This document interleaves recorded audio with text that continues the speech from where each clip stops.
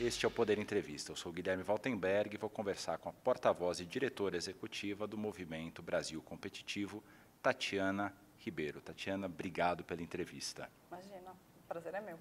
Nessa terça-feira foi realizado o Fórum de Competitividade de 2024, organizado pelo movimento que ela agora dirige. Qual foi o principal ponto que vocês trazem de toda essa discussão? O que se destacou na sua avaliação no evento de 2024? Bom, acho que a gente tem uma participação muito ampla de vários setores econômicos. Acho que isso, para mim, é um indicador muito forte de sucesso, né? Como a gente havia conversado, o objetivo era realmente tirar a temática da bolha. Saiu? Né? Dá para dizer que saiu da bolha? Acho que a gente conseguiu sensibilizar mais atores, sabe? Foi muito interessante ver como agora, ao final, na sala de debate, em que a gente fez grupos pequenos, né, com especialistas de várias áreas, você teve uma participação muito plural e uma convergência muito grande, mesmo olhando para diferentes setores sobre prioridades, né? Então, eu acho que a gente está conseguindo levar esse tema para um escopo maior e realmente acho que levar essa discussão aí para toda a sociedade.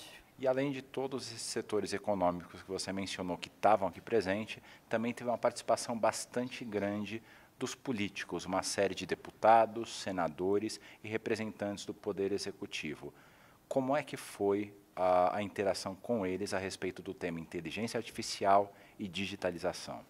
Bom, acho que a gente tem uma oportunidade muito grande, né? O Brasil está, nesse momento, no centro do debate regulatório, né? Então, o que tudo indica é que, possivelmente, o projeto de lei que regulamenta a inteligência artificial vai ser votado na comissão temporária, que tem debatido o tema ainda nessa semana. E é muito interessante ver como você tem percepções bastante diferentes, né, dos atores que estão aqui de alguma forma presentes.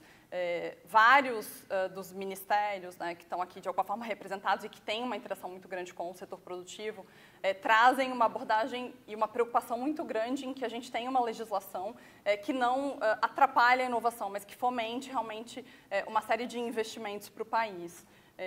O próprio senador Eduardo Gomes, né, que é o relator da matéria no Senado, trouxe para a gente uma visão de que há muito diálogo, espaço para construção em melhorias aí a partir do texto que já está sendo debatido e proposto, mas que o Brasil também tem, de alguma forma, uma urgência para que esse tema avance com mais velocidade e muito disso em torno da própria preocupação com o Brasil sediando o G20 nesse ano, né?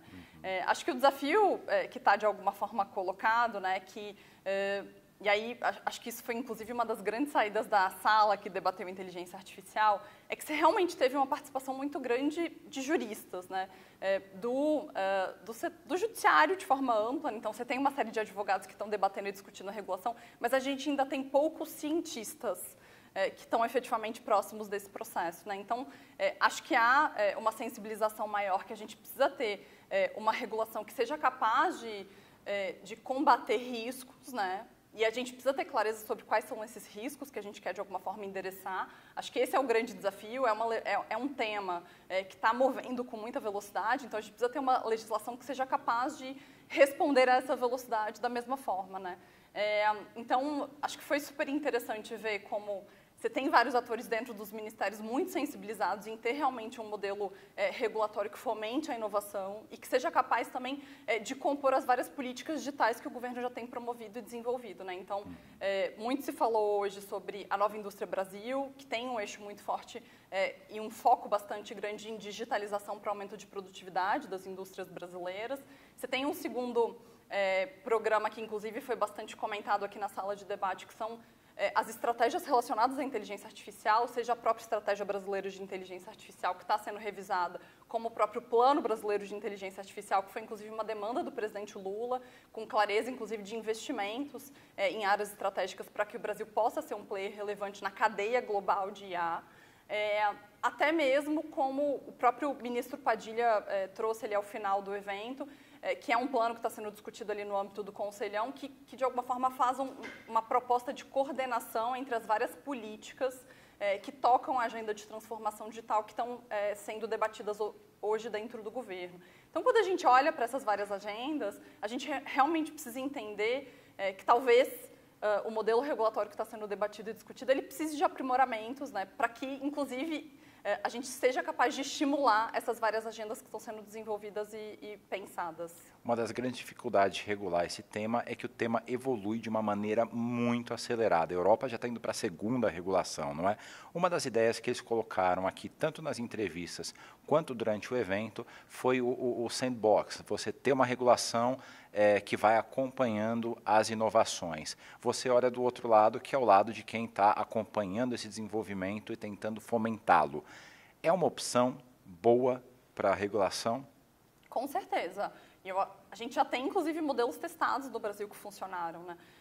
Acho que foi super interessante ver aqui no último painel, que eu tive a oportunidade de mediar, o case da Letros, né? A Letros é uma plataforma brasileira reconhecida como referência mundial no tema da educação. Eles trabalham com aprimoramento de escrita para jovens, né? Utilizando inteligência artificial. E ele trouxe, na própria visão, eles estão usando modelos lá fora, mas estão desenvolvendo os modelos próprios, né? Isso num mundo que, de alguma forma, hoje, ele é muito mais livre, né? Então, acho que isso é um exemplo de como a gente precisa de flexibilidade para que a gente possa ser capaz de inovar e de avançar. Será que com uma regulação rígida, um modelo como esse teria avançado? O Brasil teria realmente sido referência nessa área? Acho que no setor financeiro, e o próprio marco legal das startups, ele traz vários exemplos e ideias de sandboxes regulatórios para que a gente possa ser capaz de fazer testes controlados, né, e a partir disso efetivamente avançar. Então, acho que a gente tem algumas alternativas que podem ser inclusive testadas antes da gente ter algum desenho que possa de alguma forma acho que onerar, em especial, pequenos, médios negócios que vão ter muita dificuldade de se manter em linha com o que eu estou chamando agora já de compliance tecnológico, né? É um bom nome, é um bom nome. A entrevista está chegando ao fim, mas dá tempo de uma última pergunta ainda sobre o tema da inteligência artificial. Parte do debate no Brasil é pautado sobre o uso negativo da inteligência artificial e eu cito como exemplos deepfakes, que são aquelas imagens falsas com rostos de pessoas reais em contextos inexistentes. Como dosar o uso ruim da inteligência artificial com a necessidade de inovar nessa área, que é muito o debate que vocês fizeram aqui hoje? Acho que a gente precisa ser capaz de trabalhar uma visão bastante clara de informações negativas, né? Então, assim, acho que no exemplo, em especial eleitoral, né, o TSE foi capaz de entender que existia um risco para a sociedade e legislou sobre aquilo, né? Então, em especial, olhando para a capacidade que o Brasil tem hoje, para o porte, inclusive, das próprias agências reguladoras setoriais, que são bastante fortes, acho que a gente tem capacidade de lidar com casos que possam trazer risco para a sociedade, sabe?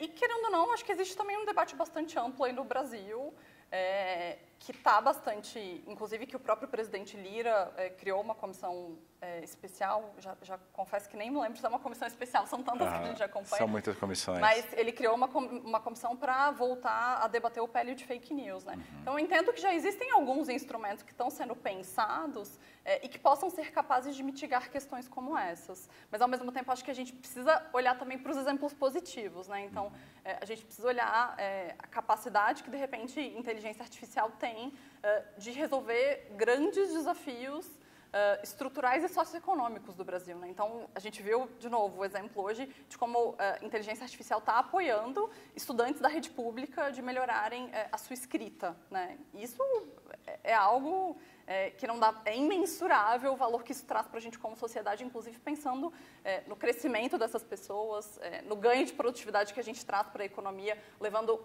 uma mão de obra cada vez mais qualificada e preparada para os desafios do futuro. Chega ao final essa edição do Poder Entrevista. Em nome do Jornal Digital, eu queria agradecer a Tatiana Ribeiro por essa conversa. Imagina, o prazer é meu. Obrigada pela oportunidade. Poder Monitor, a ferramenta mais completa para monitorar os 3 poderes. Acesse agora poder.cc/monitor e ganhe 30 dias grátis.